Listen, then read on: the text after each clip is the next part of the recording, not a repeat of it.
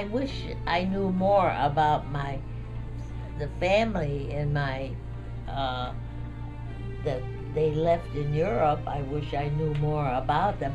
I know that if my parents hadn't come here to the United States, I would not be alive today because they would have been killed in the Holocaust. Their families were all killed by the Nazis. They were here was because he had an older brother, and he came from a family that had a little more money than the average Russian people had. But his older brother, because he was the eldest, inherited everything. So my father got angry because he didn't get anything from the family. So he said to my mother before he married her, he said, I want you to know I'm going to go to the United States. So if you don't want to go to the United States, we're not going to get married because I'm going to the United States. But she agreed, and my sister was born in Russia, and after she was born, my father came to the United States and first went to Texas. I said he should have stayed there, but it'd be warmer. Anyway, he went to Texas, and then he went to Milwaukee, Wisconsin, where we had relatives and people that he knew.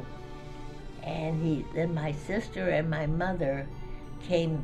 I think my sister was almost 4 years old when he came, when he brought them over.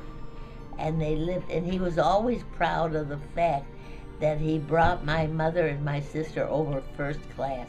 They didn't come steerage. He paid for them to come first class to the United States. He was always proud of that fact. And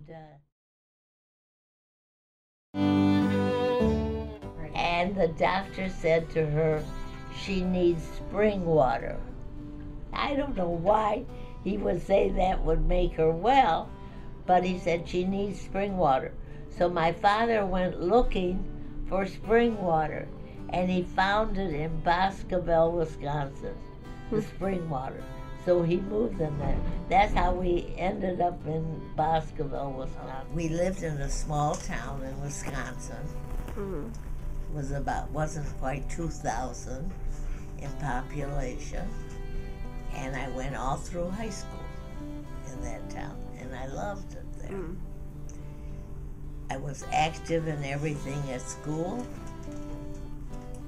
There were probably not quite 30, maybe 28. Wow. Yeah. But you know what? Almost everybody in my class went to college.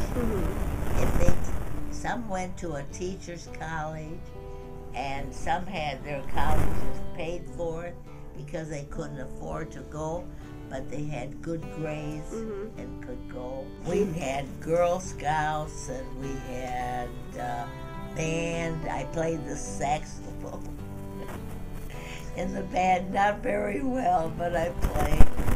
I was in everything. I did whatever came. If there were plays and I could get a part, I took it. No matter what it was, I liked to do things. And I did 4 years of Latin, which was of no use to me later on in life. And my mother used to say, why don't you take typing so that you can work in an office? I said, I never want to work in an office. So I never took typing.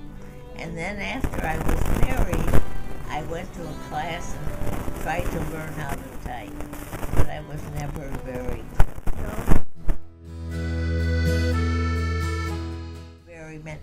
My father was in business, so I had a little more than what a lot of the kids had.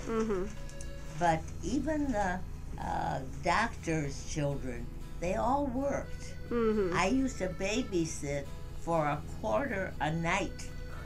The whole night, a quarter. Wow. Maybe it wasn't past 10 o'clock, but, you know, that was what I got, a quarter.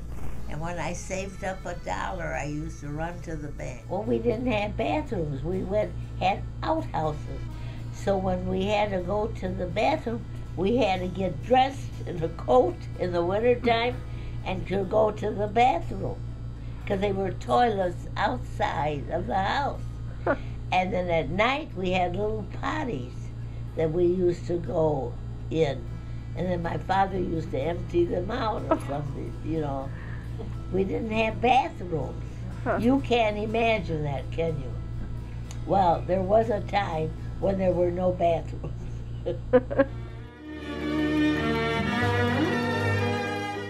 Oh, they were driving me home. It was on a Saturday, I remember. And we had a lot of hills in Wisconsin. You know. It was very hilly, and the hills were high. In fact, the first time I saw some of the mountains out west, I was disappointed because our hills were almost as high as those mountains. At least to me it seemed like it. And they were driving me home, and he went off the road, and I remember, and I can feel it to this day, that car rolling over down the hill. And one child was killed. The rest were all okay. But I remember that so well, like yesterday. Never forgotten that. I can remember the rolling, you know. Could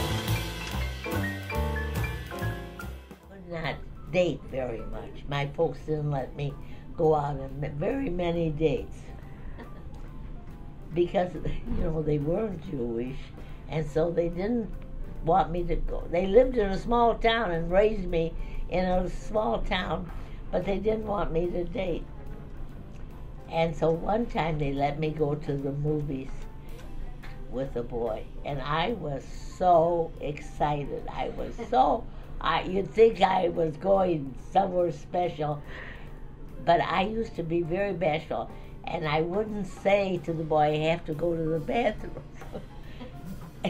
I don't know, it's crazy, but I wouldn't. So I wet my pants.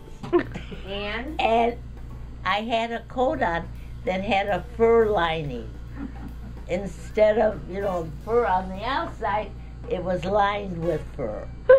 So the fur got all wet. And frozen because? Frozen. Because it was a Model T Ford and there was no heat and there was no inside to the and car. And it was cold. It was the winter time and it froze. They never knew that I wet my pants because it didn't go through anything, you know. But I can remember to this day how cold that was. Oh. I knew my husband from the time I was a little girl. I was friends with his younger brother. So he grew up in the same town. And his oldest brother became a lawyer. They were poor people. And they had 5 children, 4 boys, and the 5th was a girl. And the oldest brother became an attorney. He worked in a bank, and he went to school on his nights off or whatever days. And my husband became a doctor, and the 3rd boy became a professor at the University of Chicago, and the 4th brother, who wasn't a good student at all, became the richest of all of them.